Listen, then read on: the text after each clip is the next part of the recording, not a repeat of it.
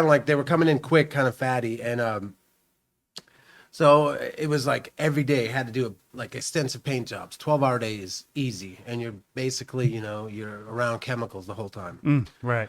So super bad chemicals, and I'm right at the switch of when chemicals were changing. There was enamel, there was lacquers, and there was all these little single stage stuff that everybody knows that's painting out there. Right. So it was like they just switched into this new base coat, clear coat. DuPont came out with the product, and they were in a race to everybody to like whoever got this down, this base coat, clear coat, this single application, like it was easy. Like before you had to paint, you had to know what you're doing. There was a set distance, like tattooing, Okay. like you had to have like that movement, and it was like a skill. You had to be like, flowing like ninja, kind of like ballet, kind of like fencing. It was like in order to get that paint right, because you were putting it in. Right. Well, this new stuff was just basically you could close your eyes and go like this, spray it on, and then you had to put a little time into the clear coat, and then instead of taking 2 weeks, it dries in an hour. Boy, I wish I could tattoo like that. I've seen your work. Yeah, totally. It looks like I do tattoo Yeah, like that. it does. No.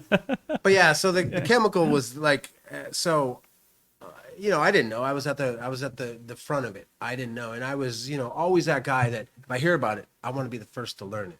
I want to have that new machine. I want to have that new, everything. I want to try this stuff because it was revolutionary. It was like instead of waiting 2 weeks for a slow cook on a paint job that you put in and out of into the sun, and you had to deal with it, and it was soft stage. This stuff was done in an hour, and you could start sanding on it, clear coat it, and it's like that was more money, that production, everything. So that was the big jump in the auto body world. Well, we didn't know the chemicals were super toxic. Oh. And yeah, the way they can catalyze is they draw moisture from the air. So even if you're wearing a mask, they still attach to your body and absorb into your skin. And wow. yeah, isocyanates poisoning is one of the things that happened to me. So I got like I said, I was working on a lowrider. Worked all day. I actually even did some fiberglass work, so I was doing both. And so I might have been like not using everything, all my mask and stuff correctly, like different stuff. I should have been blowing off in between before I did anything. But we'd answer the phone, we'll do everything. We had all these bad habits of old painters because it wasn't toxic. So I had this old style and not realizing I had to keep my mask on it every second, and I had to have glove coat all over my hands, and I had because weren't never told that. Right. Lacquer, you dip your hands in it, you cleaned your hands with it after you're done painting. Yeah. Yeah, that's just the way it was. Right. It wasn't that bad. It was just alcohol, denatured or whatever. And it was like so we basically drank that stuff. Right. And so we went from this never caring until all of a sudden we were being poisoned with the high level poison. And so woke up one night, couldn't breathe. And I'm like, oh man, bad hearts in the family. I'm overweight. I'm dying. Right. Amy, take me to the hospital. I'm having a heart attack. Something's wrong. I can't. My chest is tight. Da da da da da. She rushes me there. We leave the kids in, at the house because it's emergency. We got to go. Get there, 6, 7, 8 hours. They're testing my heart. Doc finally comes in. He's like, well, first off, your heart's as healthy as a horse. You know what I mean? Yeah. So what is, what are you doing here? Yeah. No, he was like, but now here's the problem. You do have a serious problem.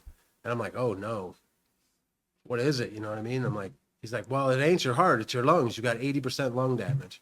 So you're pretty much like at this moment, you're already disabled. You destroyed your lungs where they look horrible.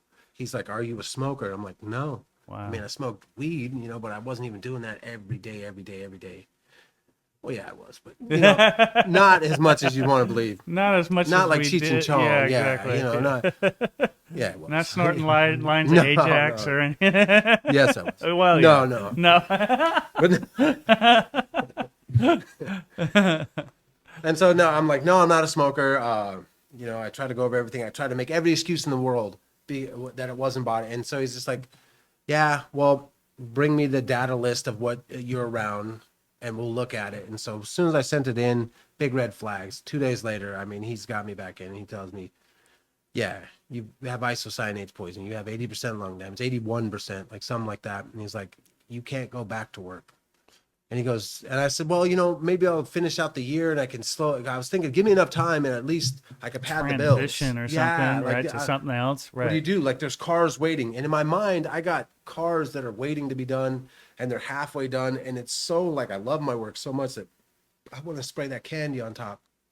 I want to do some airbrushing on the cars.